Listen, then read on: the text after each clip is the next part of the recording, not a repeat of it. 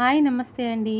Welcome back to my channel Swathi blogs. ఈరోజు నేను వేడివేడిగా సొరకాయ గారెలు చేశానండి. బ్రేక్ఫాస్ట్గా అయినా చక్కగా ఈవినింగ్ స్నాక్స్గా అయినా తీసుకుందామంటే టీ పెట్టుకుని చాలా టేస్టీగా ఉంటాయి. నేను ఏ విధంగా చేశానో చూడండి. నేను ఒక మీడియం సైజ్ సొరకాయ అయితే తీసుకున్నాను. నేను చక్కగా వీటన్నిటికీ పీల్ తీసేసుకుని ఒక్కసారి కడిగేసుకుని సొరకాయని మొత్తం గ్రేట్ చేసేసుకుందాము.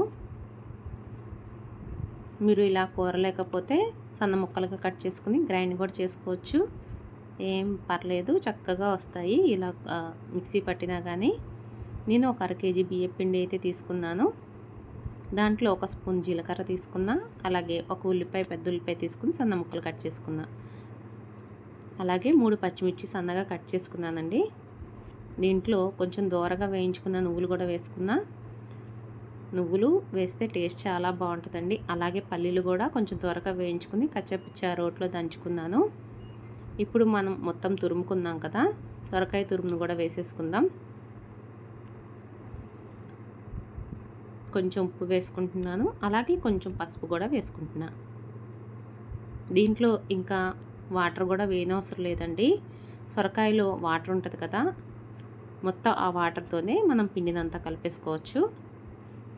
ఒకవేళ కనుక మీకు సరిపోతే పిండి కనుక ఎక్కువైతే కొంచెం వాటర్ జల్లుకుని కలిపేసుకోండి. ఎలా కలుపుకున్నా గారెలు అయితే చాలా బాగా వస్తాయి.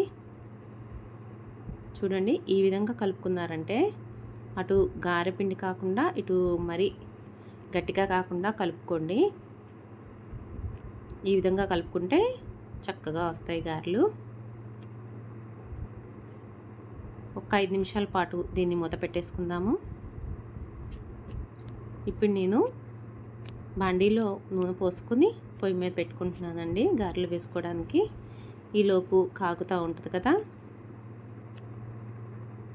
చేతిని కొంచెం తడి చేసుకుంటూ చేతిలో చిన్న ముద్ద తీసుకుని మీడియం సైజు ఉండ తీసుకుని చక్కగా గారెలా ఒత్తుకుని వేసుకోవడమే. నేనైతే చేతితోనే వేస్తాను, నేను ఏ కవర్ కానీ ఏమీ యూజ్ చేయనండి. చూడండి నేను ఏ విధంగా వేస్తున్నానో. నూనె అయితే బాగా కాగిపోయింది. ఇప్పుడైతే ఒక్కొక్కటి చొప్పున వేసేసుకుందాం. చూసారా, ఇలాగా ఒక 4-5 చొప్పున వేసుకుందామంటే చక్కగా వేగిపోతాయి. ఈ గారెలు తొందరగా కూడా వేగిపోతాయండి. టేస్ట్ చాలా బాగుంటాయండి. ఈవినింగ్ టైంలో స్నాక్గా చేసుకుందామంటే, బయట నుంచి బోండాలు బజ్జీలు తెచ్చుకోకుండా ఇంట్లోనే చేసుకుందామంటే ఎంత హెల్దీ కదా. ఆయిల్ ఫుడ్ అనుకోవచ్చు, కానీ మనం ఎప్పుడో ఒక్కసారి చక్కగా చేసుకుందామంటే ఇంట్లో వాళ్ళందరూ చక్కగా తింటారు. చూడండి, వేగిపోయినాయి కదా. నేను వీటన్నిటిని తీసేసుకుంటున్నాను.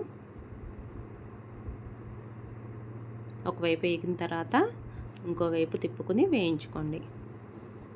లో టు మీడియం ఫ్లేమ్ పెట్టుకుంటే చాలండి, చక్కగా వేగిపోతాయి. నేను అయితే తీసేసుకుంటున్నాను.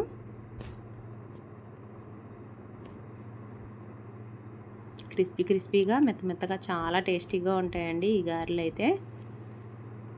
చూసారా, మన గారెలు అయితే కంప్లీట్ అయిపోయినాయి. నేను వేసినట్టు అయిపోతున్నాయి కూడాను. ఈ వీడియో కనుక మీకు నచ్చినట్లయితే లైక్ చేయండి, షేర్ చేయండి, సబ్స్క్రైబ్ చేసుకోండి.